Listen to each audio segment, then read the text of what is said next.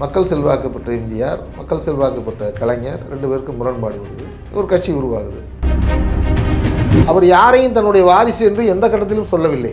அது ரொம்ப குறிப்பிடத்தக்கது. ஜெயலலிதா அந்த கட்சிக்கு வரணும், அவங்க பிரச்சாரம் பண்ணணும், இந்த கட்சிக்கான செல்வாக்கு கூட்டணுங்கிற அடிப்படையில் தான் ஜெயலலிதா வந்தாங்க. அவங்க நல்ல பணி செஞ்சாங்க. கலைஞராவது 91 துறைமுகத்தில் வெற்றி பெற்றார். ஜெயலலிதா பர்கூரில் தோற்றே போனார். பல்வேறு ஊழல் வழக்குகள், பல பேர் கட்சி மாறுறாங்க. இந்த கட்சியினுடைய மூளையாக இருந்த கண்ணப்பன் வெளியேறிட்டார். சில பேர் கட்சிக்குள்ள இருக்காங்க, செயல்பாடுகள் இல்லை. அதிமுக என்னவாகுமோ ஏதாகுமோ உங்களுக்கு கேள்வி. ஆனால் தொண்டர்கள் யாரும் அந்த கட்சி திமுக ஆட்சியை கலைப்பதற்கு நெருக்கடி கொடுக்குறாங்க ஜெயலலிதா. வாஜ்பாய் அதை ஏற்றுக்கொள்ளவில்லை. அன்றைய காலகட்டத்தில் அரசு கவுந்து போச்சு. அப்போ திரும்பவும் தேர்தல் வருது. வாஜ்பாய் ஆட்சியை கவிழ்ப்பதற்கு காரணமே ஜெயலலிதா தானே. அப்படிலாம் ஒரு செயலை யாரும் செய்ய முடியுமா? நான் உண்மையிலே ஜெயலலிதா தான் செய்ய முடியும். அம்மா காலத்தில் அவங்க சொல்லுக்கு அவங்களுடைய செயல்பாட்டுக்கு மாறாக அவங்களுக்கு மனசளவில் தெரிஞ்சிச்சுனாலே காலையில் நீக்கம் வந்துடும். அது மந்திரியாக இருந்தாலும் சரி, பதவி ஏற்றுட்டு வரும்போது ட்ரெயினில் இறங்கும்போது சொல்லிட்டாங்க உங்கள் மந்திரி பதவி போயிடுச்சுன்னு. வரலாற்றிலே யாருக்கும் கிடையாது. ஒரு எளியவர்களுக்கான வாய்ப்பு, பொருளாதாரத்தில் பலவீனமானவங்களுக்கு வாய்ப்பெல்லாம் கொடுத்தாங்க. அப்படிப்பட்ட ஒரு சூழல் அதிமுகவில் மட்டும்தான் இருக்கு. வாகை நேயர்களுக்கு வணக்கம். இன்று நம்மோடு அரசியல் பேச இணைந்திருக்கிறார் சிவகங்கை மாவட்டம் முன்னாள் பேரூராட்சி தலைவர் மற்றும் நாம் தமிழர் கட்சியின் மூத்த உறுப்பினர் திரு தீனதயாளன் அவர்கள். வணக்கம். வணக்கம். ஜெயலலிதா முன்னாள் முதலமைச்சர் அவர்களோட 77வது பிறந்தநாள். அதிமுக எம்ஜிஆரோட அடுத்த வாரிசா பார்த்த ஒரு தலைவி. அவங்க பேசும்போதே பலமுறை சொல்லியிருக்காங்க, எந்த கொம்பனாலும் அதிமுகவை அழிக்க முடியாது அப்படின்ற ஒரு வார்த்தை. இன்றைக்கு அம்மா ஜெயலலிதா அவர்கள் இல்லாத சூழல், அதிமுகவும் ஒரு இலையுதிர் காலமாக இன்னைக்கு பயணிச்சிருக்கு. எப்படி பார்க்குறீங்க சார்? அதிமுக என்பது ஒரு அரை நூற்றாண்டு காலமாக தமிழக மக்கள் மனதில் கோலோச்சுகிற ஒரு கட்சி. எம்ஜிஆர் துவங்கிய போது இவ்வளவு செல்வாக்கு இருந்தாலும் இவ்வளவு பெரிய வெற்றியை பெற முடியுமா அப்படின்னு ஒரு இருமாந்த கட்சி. 72 அக்டோபர் 17 ஆரம்பித்த கட்சி 6 மாதத்திற்குள்ளாகவே திண்டுக்கல் இடைத்தேர்தலில் பெரிய வெற்றியை பெற்றது. தொடர்ந்து வெற்றியை பெற்றார். கோவை சட்டமன்ற இடைத்தேர்தல், பாண்டிச்சேரி தேர்தல் என்று 75 வரையிலும் அவருடைய ஆதிக்கம் ஒரு வசந்த காலமாக இருந்தது. குறைந்த 5 வருட காலத்திற்குள்ளேயே 77இல் ஆட்சி ஏற்றார். 10 ஆண்டு காலம். அவருக்கு பின்னாலும் அந்த கட்சிக்கு ஒரு மிகப்பெரிய சோதனை வந்தது. எல்லா கட்சிக்கும் வரும். ஒரு தலைவர்கள் மறையும் போது, ஒரு புதிய தலைவர் வருகிற போது முரண்பாடுகள், சிக்கல்கள் திராவிட முன்னேற்ற கழகத்திற்கு கூட வந்தது. ஆனால் அது 2ஆக உடையாமல் அந்த காலகட்டத்தில் நாவலருக்கும் கலைஞருக்கும் அது சரியாக அப்படியே போயிடுச்சு. கலைஞர் அதுக்கப்புறம் ஒரு தலைவருக்குரிய தகுதிகளோட தன்னை வளர்த்துக்கிட்டு அப்படியே அது கட்சியை இன்றைக்கு வரையிலும் அது போயிட்டுருக்கு.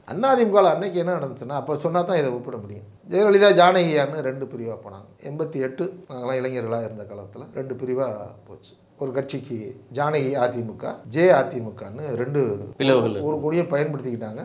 சின்னம் வெவ்வேறு கிடச்சிச்சு. இவங்களுக்கு சேவல் சின்னம் ஜெயலலிதா தலைமையிலான அதிமுகவிற்கு, ஜானகிக்கு இரட்டை புறா. தேர்தலும் என்னாங்க. அன்றைக்கு சிவாஜி கணேசன் நடிகர் திலகம் அவர்கள் ஒரு கட்சியை துவக்கியிருந்தார், தமிழக முன்னேற்ற முன்னணி. அவங்க ஜானகியோட கூட்டு, ஜானகி அதிமுகவுடன் மொத்தம் 4 அணிகள். அதிமுக 2ஆக ஒரு அணி, 2 அணி.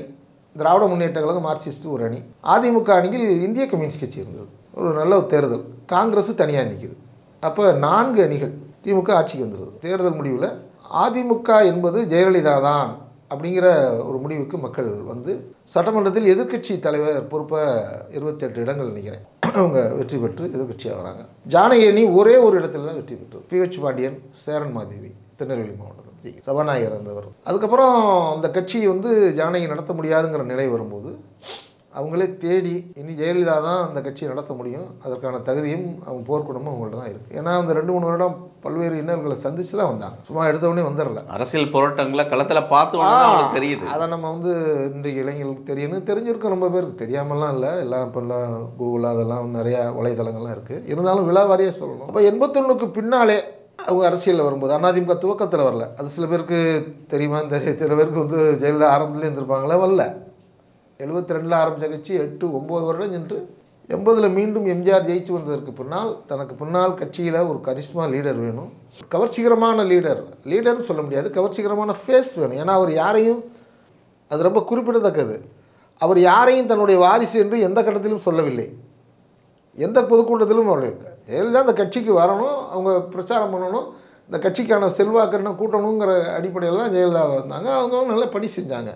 இப்போ 2 ஆயிடுச்சு. ஜெயலலிதா எதிர்க்கட்சி தலைவராக வந்துட்டாங்க. ஜானகி அரசியலிருந்து ஓய்வு பெற்று அந்த அணியை ஒன்றாக இணைத்து மீண்டும் கட்சியினுடைய பொதுக்குழுவை கொட்டி ஒரே அதிமுக தான், அதுக்கு ஜெயலலிதா தான் பொதுச் செயலாளர் அப்படின்னு சொல்லிட்டாங்க. அன்றையிலிருந்து 91 தேர்தலில் முதலமைச்சராக வந்ததிலிருந்து தான் மறைகிற வரை 2016 டிசம்பர் 6ஆம் தேதி வரை அந்த கட்சிக்கு ஒரு பெரிய முகமாக, தன்னிகர் இல்லாத தலைவராக இருந்தார். இது வரலாறு. இந்த இடைப்பட்ட காலத்தில் 91லிருந்து 2016 எவ்வளோ காலம் ஆச்சு? இங்கிட்ட ஒரு 11, 25, 27 ஆண்டு காலம் அதிமுகவினுடைய பொதுச் செயலாளராக இருந்தார். பல வெற்றிகளை பெற்றார். பாதாளமான தோல்விகளுக்கும் போனார். 91 பெற்ற வெற்றியை அப்படியே டிரான்ஸ்ஃபர் ஆச்சு 96. ராஜீவ்காந்தி படுகொலையின் அனுதாப அலையால் மிகப்பெரிய வெற்றியை பெற்றாங்க. திமுக ஒரு இடம் தான், கலைஞர் மட்டும் துறைமுகத்தில் ஜெயிச்சார். எல்லாருமே தோற்று போயிட்டாங்க. திமுகவுக்கு இன்னொரு சோதனை என்னென்னா, மறுமலர்ச்சி திமுக உருவாகுது. கலைஞருக்கு சோதனை, திமுகவுக்கு சோதனை. அந்த கட்சி உடைஞ்சு அவர் முன்னால் ஒரு 8-9 மாவட்ட செயலாளர் போயிடுறாங்க. எம்ஜிஆர் பிழியும் போது கூட மாவட்ட செயலாளர் யாரும் போகல, தொண்டர்கள் போனாங்க, அவங்களுடைய ரசிகர்கள் போனாங்க, பொதுமக்கள் ஆதரவு இருந்துச்சு. ஆனால் வைகோ போகும்போது கட்சியில் வெர்டிக்கல் ஸ்பிரிட் அப்படி சொல்லுவாங்க, செங்குத்தான பிளவை அப்படின்னு தான் ஒரு நடந்துச்சு. இதெல்லாம் வந்து கட்சிகளுக்குள்ள நடக்கும். ஆனாலும் அந்த கட்சிகள் தொடர்ந்து பயணிக்கிறாங்க. அதை தான் நம்ம பார்க்கணும். அந்த கட்சியினுடைய வாக்கு வங்கி கூடும் குறையும், வெற்றி என்னுடைய அளவுகோல் கூடும் குறையும். ஆனால் கட்சி இருக்கும், கட்சியினுடைய கொள்கை இருக்கும், கட்சியினுடைய நிர்வாகிகள் ஒவ்வொரு கட்டமாக மாறி மாறி வருவார்கள். அந்த கட்சியை இயங்கிக் கொண்டே இருப்பார்கள். அது காரணம்னா ஒரு தத்துவம். அதைத்தான் நான் சொல்ல வர்றேன். அதிமுக தத்துவத்தின் அடிப்படையில் ஆரம்பிக்கலை. அது ஒரு தனி மனித 2 பேருக்கும் உள்ள ஒரு ஈகோ பிரச்சனைன்னு பல விமர்சனங்கள்லாம் இருக்குது. கலைஞருக்கு எம்ஜிஆருக்கும். அண்ணாவின் தம்பிகளாக வளர்ந்தவர்கள், ஒரு இடத்தில் பயணம் செய்து பாலிய நண்பர்களாக இருந்து அரசியலில் படிப்படியாக வளர்ந்தவர்கள். இவருக்கு சினிமா மாசு, கலைஞருடைய அரிய உழைப்பு, ஆற்றல், அவருடைய தியாகம், அதெல்லாம் நமக்கு தெரிஞ்சது தான். இப்போ ஜெயலலிதாவும் இந்த சோதனைகள்லாம் சந்தித்தாங்க.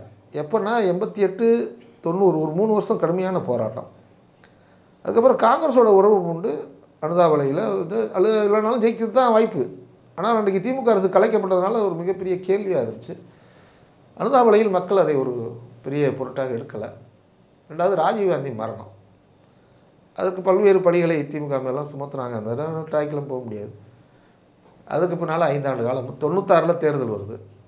காங்கிரஸ் உடைஞ்சு தமிழ் மாநில காங்கிரஸ்னு கருப்பையாமனார், சிதம்பரம், இன்றைக்கு இருக்கிற அத்தனை காங்கிரஸ்காரங்களும் அன்றைக்கு இருந்த காங்கிரஸுக்கு குமரிநந்தன் தலைவர்.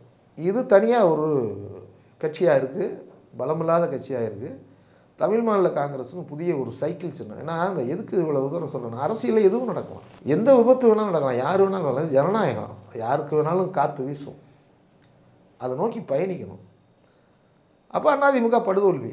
கலைஞராவது 91 துறைமுகத்தில் வெற்றி பெற்றார். ஜெயலலிதா பர்கூரில் தோற்றே போனார். பல்வேறு ஊழல் வழக்குகள், பல பேர் கட்சி மாறுறாங்க. இந்த கட்சியினுடைய மூளையாக இருந்த கண்ணப்பன் வெளியேறிட்டார். சில பேர் கட்சிக்குள்ளே இருக்காங்க, செயல்பாடுகள் இல்லை. அதிமுக என்னவாகுமோ ஏதாகுமோ உங்களுக்கு கேள்வி. ஆனால் தொண்டர்கள் யாரும் அந்த கட்சிக்கு போகும். அதுதான் அந்த கட்சிக்குள்ள பலம். திரும்ப அவங்க வந்து எந்திரிப்பதற்கு ஒரு வருஷம் 2 வருஷம் ஆச்சு. ஊழல் வழக்குகளில் போனாங்க, சிறைக்கெல்லாம் போயிட்டு வந்தாங்க. திரும்ப அந்த கட்சியை தூக்கி நிறுத்துவதற்கு தேர்தல் யுத்தியை அமைத்தார்கள். அதுதான் சொல்லணும். அப்போ எப்படி வருது? 98 நாடாளுமன்ற தேர்தல் வருது.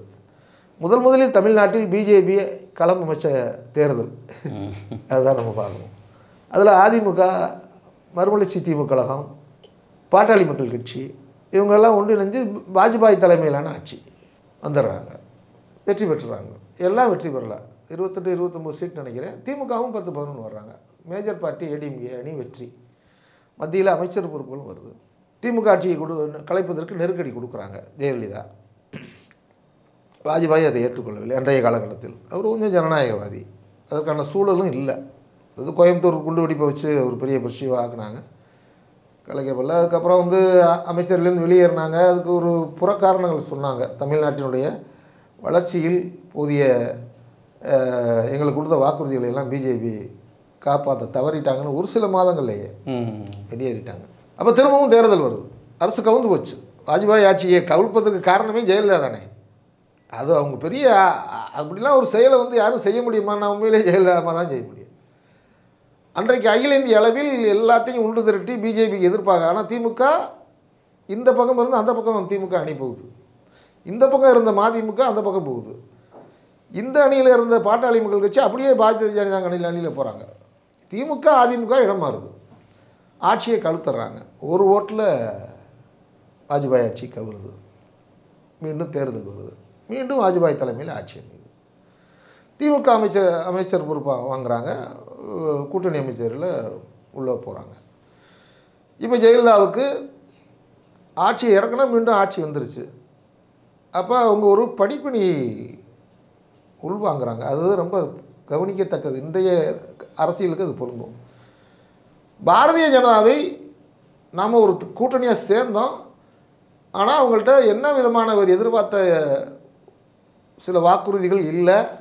அத்வானிக்கு அவருக்கு ஒரு பேச்சு நடந்ததாக சொல்லப்பட்டது, அது பொதுவெளியில் நம்ம சொல்ல முடியாது. இவருக்கு அவங்க மேலே நம்பிக்கை குறை வந்துருச்சு, அதனால் அந்த ஆட்சியை கழித்தார், மீண்டும் வந்து விட்டார். அன்றைய காலகட்டத்திலிருந்து பாரதிய ஜனதாவோட கூட்டணி வைத்துக் கொள்ளவில்லை. அன்னைக்கு ஓரம் கட்டப்பட்டது தான் அதிமுக பாஜக.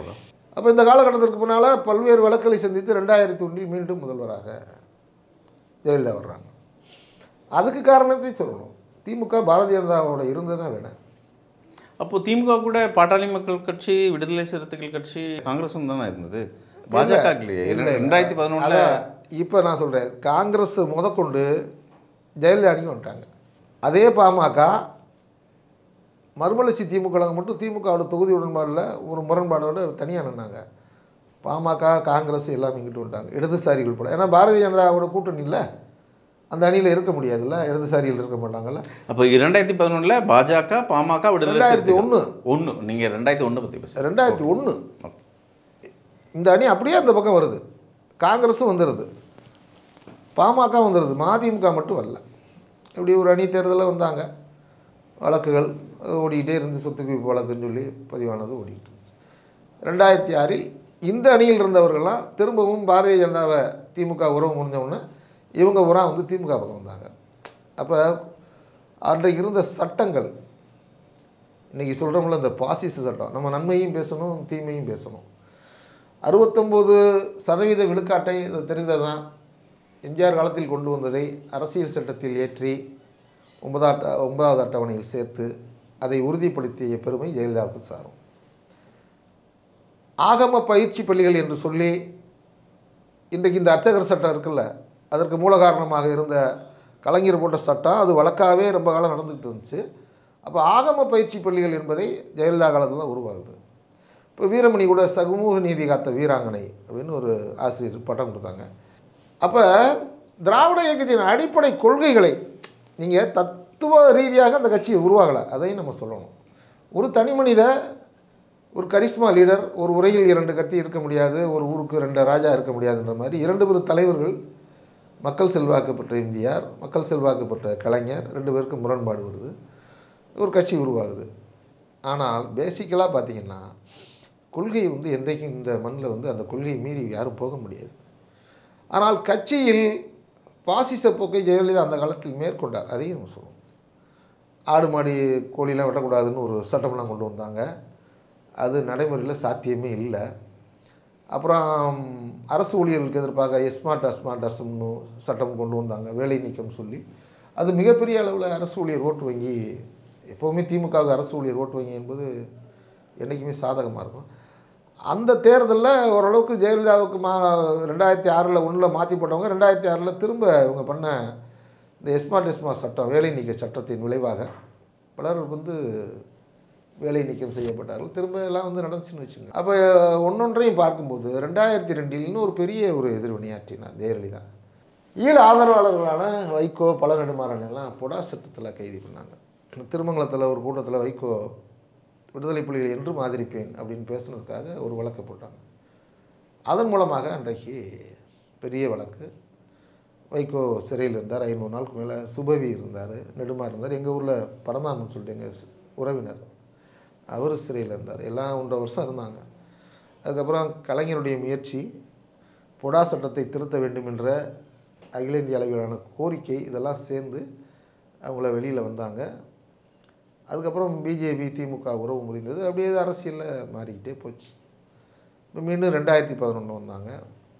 5 ஆண்டு காலம் இருந்தாங்க, மறைஞ்சிட்டாங்க. இப்போ எடப்பாடி பழனிசாமி அவர்கள் வந்து இந்த கட்சியை நடத்திட்டுருக்கார்.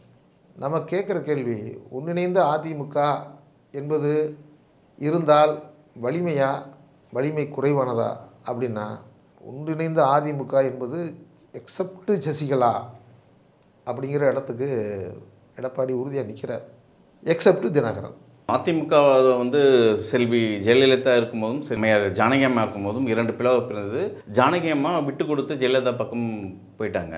இப்போ கட்சி தொண்டர்கள்லாம் ஜெயலலிதா பயணித்தாங்க. இதே சூழல் இன்றைக்கும் இதே போல் தானே இருக்குது. இப்போது எடப்பாடிக்கும் ஓபிஎஸ்க்கும் உள்ள பிரச்சனைகள் யாராவது ஒரு விட்டு கொடுத்து போனால் அதிமுக வளருமா? அப்படி ஜெயலலிதா தன்னுடைய இறப்பிற்கு முன்னால் தனித்து நின்றாங்க. 16 நாடாளுமன்றம் தனிச்சே நின்னாங்க. எல்லா தொகுதிகளையும் இரட்டையில. அப்போ ஒரு வார்த்தை சொன்னாங்க சட்டமன்றத்தில், அதிமுக இன்னும் 100 ஆண்டுகளுக்கு இருக்கும். இந்த இயக்கத்திற்கு கண்ணுக்கட்டிய தொலைவில் எதிரிகளே இல்லை அப்படின்னு சொல்லி ஒரு அழிக்க நினைப்பவர்கள் தான் அழிந்து போவாங்க. அழிக்க நினைப்பவர்கள் அழிந்து போகணும்னு ஒரு பதிவு பண்ணாங்க. இதை ஏன் நம்ம இந்த நேரத்தை சொல்ல வேண்டியது இருக்குன்னா, கட்சிக்குள்ளே முரண்பாடுகள் இருக்கிறது. கட்சிக்குள்ளே தலைவர்களுக்குள்ள ஒரு டாமினேஷன் இருக்கும். என்றைக்கு கட்சியில் ஒரு கரிஸ்மா லீடர் அப்படிங்கிறவங்க, இப்போ ஜெயலலிதாட்ட வந்து இப்படி இருக்க முடியுமா? இப்போ ஜனநாயக தன்மை இருக்குது. அம்மா காலத்தில் அவங்க சொல்லுக்கு அவங்களுடைய செயல்பாட்டுக்கு மாறாக அவங்களுக்கு மனசளவில் தெரிஞ்சிச்சனாலே காலையில் நீக்கம் வந்துடும். அது மந்திரியாக இருந்தாலும் சரி, கட்சியில் பொருளாளராக இருக்கிறவங்க சரி, ரொம்ப பேர் திடீர்னு உயரத்தில் இருப்பாங்க. பேப்பரை பார்த்து தான் நாங்கள் மந்திரியா இல்லையான்னு காலையில் தெரிஞ்சுக்கணும். ஆமாம், ஐயாயிரம் ஒரு வாண்டையார்னு ஒரு தஞ்சாவூரில் மந்திரிலாம் பதவி ஏற்றுட்டு வரும்போது ட்ரெயினில் வந்து இறங்கும்போது சொல்லிட்டாங்க, உங்கள் மந்திரி பதவி போயிடுச்சுன்னு. வரலாற்றிலே யாருக்கும் கிடையாது. ட்ரெயினில் வர்றாரு பொறுப்பேற்றுட்டு, வந்து இறங்கும்போது மந்திரி இல்லைன்னு சொல்லிட்டாங்க. எப்படி இருக்கும் ஒரு மனநிலை? அதெல்லாம் வந்து அந்த அம்மா அவனுடைய இதை வந்து அது தனி தவறுங்கிறது வேறு விமர்சனத்துக்கு அப்பாற்பட்டது இல்லை. ஆனால் அந்தளவுக்கு ஒரு கரிஸ்மா லீடராக இருந்தாங்க. ஆனால் அதிமுகவில் ஒரு நன்மை நடந்தது. சாதாரண எளியவர்கள் எந்த பொறுப்புக்கும் வரலாம். அந்த கட்சியில் அந்த தன்மையும் இருந்துச்சு. கொடுக்கறது தான் எடுத்துக்குவாங்கன்ற மாதிரி கொடுக்கவும் செய்வாங்க, எடுக்கவும் செய்வாங்க. இன்றைக்கி ஒருத்தர் வந்து ரோட்டில் நின்றுட்டு இருப்பார், நான் ஒரு 2 நாள் சென்று பார்த்தா அவர் அரசு காரில் போயிட்டுருப்பார், மந்திரி ஆகிடுவாங்க. அந்த காலகட்டத்தில் தான் அயன் லேடி அப்படின்ட்டு. அயன் லேடி அப்படிப்பட்ட ஒரு எளியவருக்கான அது பணம் எங்கள் ஊரில் அப்படி சட்டமன்ற உறுப்பினர்லாம் வந்த வரலாறு எங்கள் ஊர்லேயே இருக்குது. நான் மற்ற ஊர்கள் நான் பார்க்கல, எங்கள் ஊர்லேயே நடந்துச்சு. ஒரு எளியவர்களுக்கான வாய்ப்பு, பொருளாதாரத்தில் பலவீனமானவங்களுக்கு வாய்ப்பெல்லாம் கொடுத்தாங்க. அப்படிப்பட்ட ஒரு சூழல் அதிமுகவில் மட்டும்தான் இருக்குது. உங்கள் நேரத்துக்கு மிக்க நன்றி. நன்றி, வணக்கம்.